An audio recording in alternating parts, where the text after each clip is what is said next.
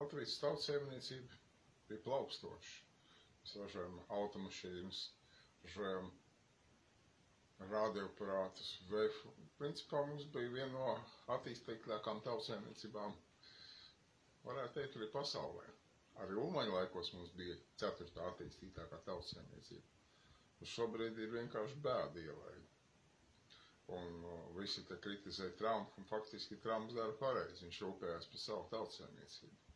Arī mums faktiski, izējot no tā, ka mums nav nekāda tarifa uz robežām, ievestās preces no ārzemēm ir lētākas, un lēnā garā mūsu uzņēmēji pazūd no Latvijas.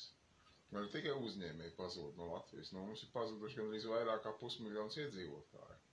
Un tas nav tikai tāds tautas izzušanas jautājums, bet tas arī klientu izzušanas jautājums. Mūsu uzņēmējiem nav klientu.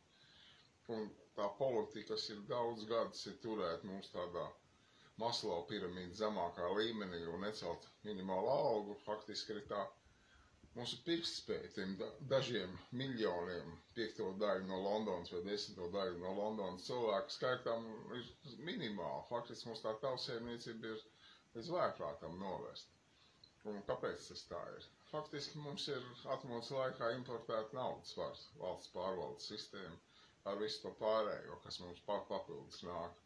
Un naudas varai neinteresē, vai Latvijas iedzīvotājiem ir alga, laba, vai viņam ir darbs, kas vispār notiekās ar Latvijas tautsēmniecību.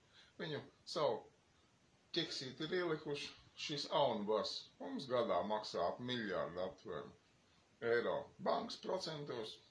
Enough, 1 miljards bankas procentos, enough.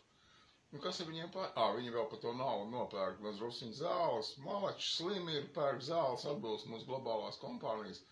Nezinu, kāpēc kašķējās ar saviem kaimiņiem. Kā sakot, man teiks, mūsu tauts jau nekašķējās ar kaimiņiem. Tašajās tie, kas te ielikti, un te tie tā ir kaut kādas te šovs, ja. Un līdz ar to, ka mēs kašķējamies ar kaimiņiem, jā, mēs tur veicam sankcijas pret mūsu kaimiņiem.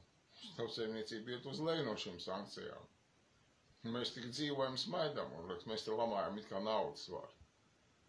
Ir taisnība naudas varu, bet pirmām kārtām esam mēs, kas pieļauj šo naudas varu, kas skatās uz to visu ar tādām apātiskām acīm.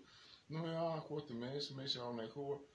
Naudas varu no mums ņem, katru gadu pa 1 miljardiņu paņem, paņem kaut kādas 100 miljoniņas no farmācijas, vēl ieroču ražošanā iegūst naudiņu, un lai tie baunu bar te ņemās. Un trakākais, kas mums tautsēmniecībā ir, par to, ko es jau daudzkārt runāju, mums no visām Eiropas naudām faktiski 5% ieguldīts jaunu darba vietu radīšanā.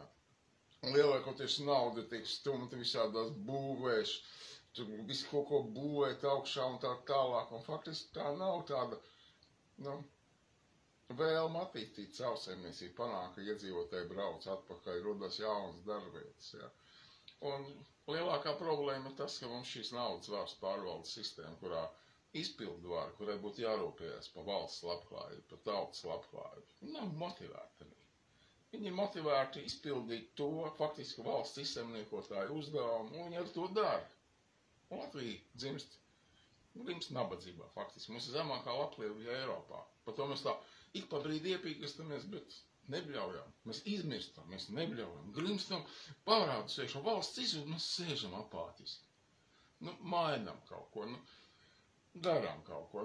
15. maijā ir iespēja izdarīt to. Es ceru, ka cilvēkiem ar apjēgs, ka viss tā vēlēšana farsa, tas ir tāds teātris, tu jūs tur paspēlēties savā smilškastītē, tu pavēlaties, pacīnīties, un jēgas taču nav nekāds, nekas taču nemainās, no tā, ka mēs tos deputātus nomainām, nekas nemainās, viss paliek pa vecam, valsts pazūd, un mēs tikai mājās pie ēdienu galda kaut ko pagrabam, bet dzīves situācija paliek tā pat.